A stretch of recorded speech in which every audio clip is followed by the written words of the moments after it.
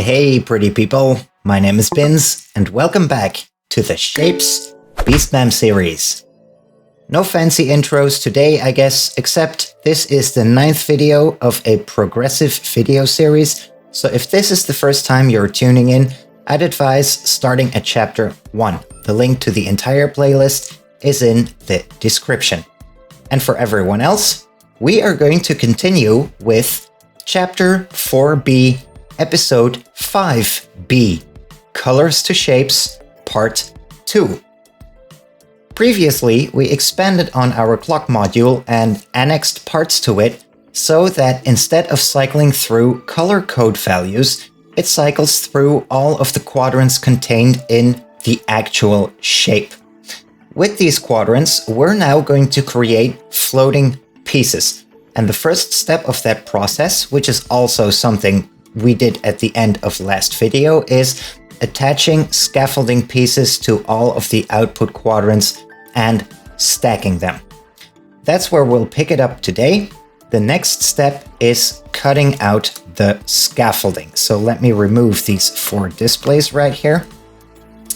And the way we are going to cut out the scaffolding is with help of the nipper. Now let me try to find that in the menu.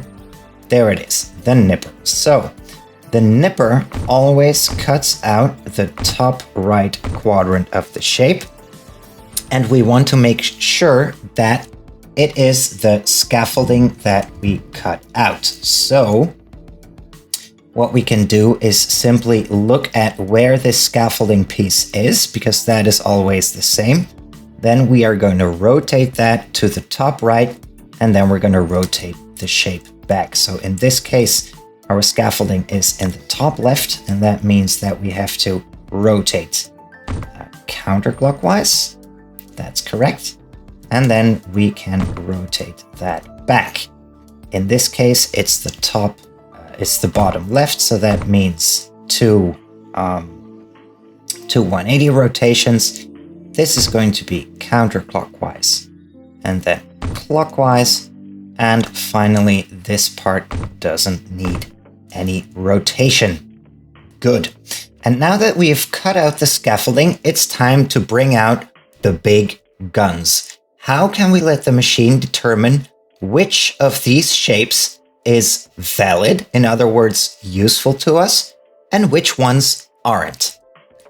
Well, a first observation, or contemplation, is that the height of the stacked piece must be the same as the amount of non-scaffolding quadrants we've stacked, right? For duofloats, the shape height must be 2 layers. For trifloats, 3, and for quad floats, 4, per definition. So we could attach a shape height checker to that directly, but I actually decided on an indirect method that will help set ourselves up for success later.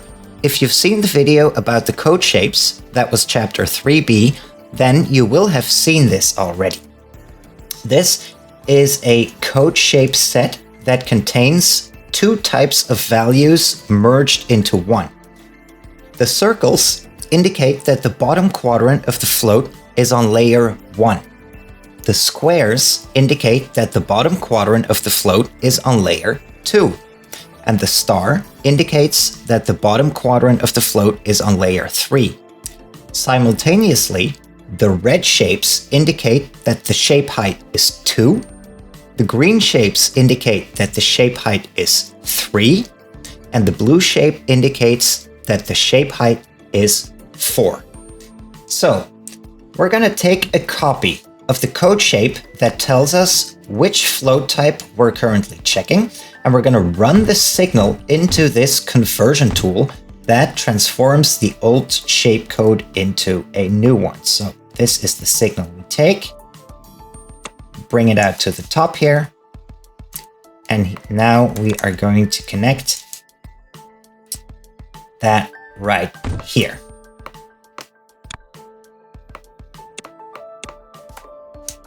Like so, and out comes the shape signal. Then we are going to run the 4 output values plus the code shape into a shape height stacker.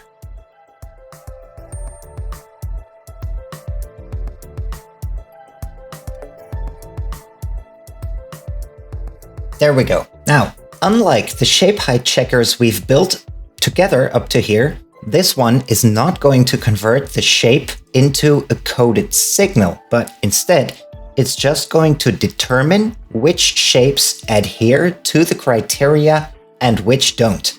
And the ones that do, they get to pass on to the output line. So it's kind of like a nightclub bouncer. You know, between you and me, it's actually just a filter, but the word bouncer makes it sound so much cooler in my opinion. Anyway, with the way this is currently set up, we won't achieve that goal quite yet. As you can see, there are 12 input lines. 4 of them measure shapes with 4 layers. 4 of them measure shapes with 3 layers, and 4 of them measure shapes with 2 layers. Now imagine that we're checking for quad floats, and one of the shapes we tried to stack has collapsed down to 3 layers due to cutting out the scaffolding or something, right? In that case, we need the machine to understand that that shape would be invalid and it's not allowed to pass. And the way this module currently is, it's not capable of doing that. So the criterion of what the height should be, we need to bring that in. And that is what the coded shapes will help us do. I have made very smart use of the Wires Plus's virtual unmixer. Let's see, where is it? There it is, the virtual unmixer. Have a look at this. If the code shape is blue, then it means the shape height should be 4 layers. So we take a virtual unmixer and we connect the blue output of the virtual unmixer to the leftmost 4 inputs. If the code shape is green, the shape height should be 3. So we connect the green output to the 4 transistors in the middle. And finally, if the code shape is red, then the shape height should be 2. So we connect the red output to the remaining transistors. And all we need to do now is isolate the color signal from our code shape in order to make this work. And we can do that with an analyzer unit.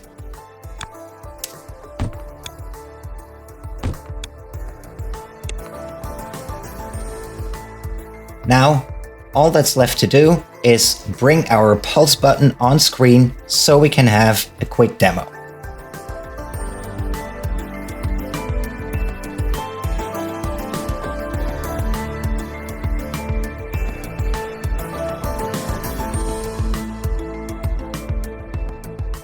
And there we go. Now, let's press the button and see what happens. There we get our floating pieces. This is the last one of the cycle, and if I press it again, we will switch to the code shapes of duo floats layers 2 and 3. There we go. Oh no, not yet. I loaded up the wrong shape. So a few more pulses. One more. And the last one. And there it switches. 1, 2, 3, 4. 1, 2, 3, 4. 1, 2, 3, 4. 1, 2, 3. And switch to duo floats layers 3 and 4. 1, 2, 3, 4. 1, 2, 3, 4. 1, 2, 3, 4. 1, 2, 3. And switch to tri-floats layers 1, 2, and 3. 1, 2, 3, 4. 1, 2, 3, 4. 1, 2, 3, 4. 1, 2, 3, 4. 1, 2, 3, 4. Well, this is going to take a long time right now, but after we move through all of those floating pieces, we will switch to tri-floats layers 2, 3, 4. And after that, the quad floats will be next. So, a fun side effect of this, and you can see this in practice, several lines might actually let their values pass on the output at the same time. However, it turns out that if that's the case, then with this mechanism that we're using, the shapes will always be identical. And that's why it's possible to output everything on one single wire without ever getting a conflict. Isn't that nifty? Now, let's have a look at a live example in the actual machine. I've prepared a shape that will let us do that quite nicely.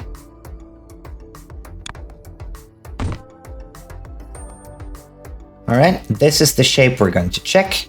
And now we are going to look at a particular a particular part of the machine. And I will also attach a display here. Right, here we go. Have a look at how quickly these floating pieces move through the machine.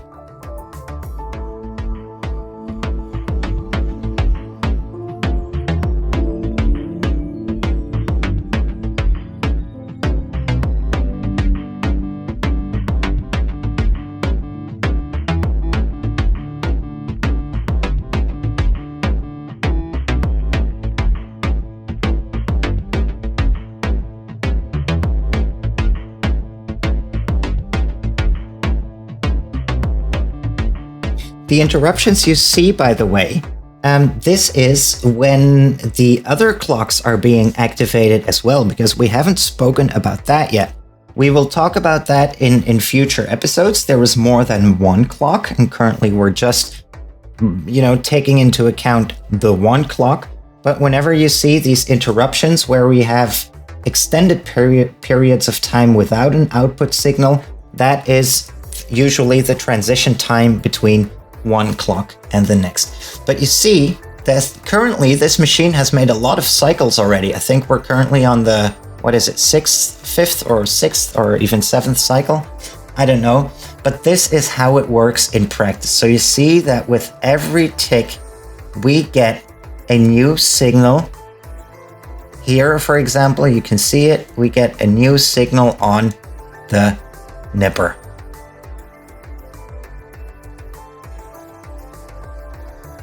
And then we get a switch. Everything is tick synchronized.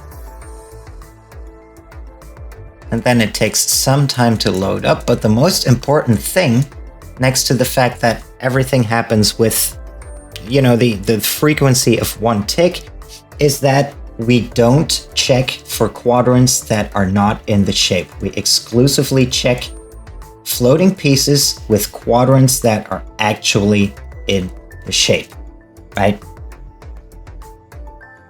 And with that, I think we've gotten yet another step closer to unveiling the BEASTMAM in all of its splendor. I hope you had a good time watching this, and if you find yourself intrigued and curious to find out more, then be sure to subscribe to the channel and hit the bell so you get notified when new videos are released. And if you leave a like or a nice comment, that's always greatly appreciated. This is it for today. I have been Bins. Thank you for being with me today, and I sincerely hope I get to see you again next time. Take care. Bye.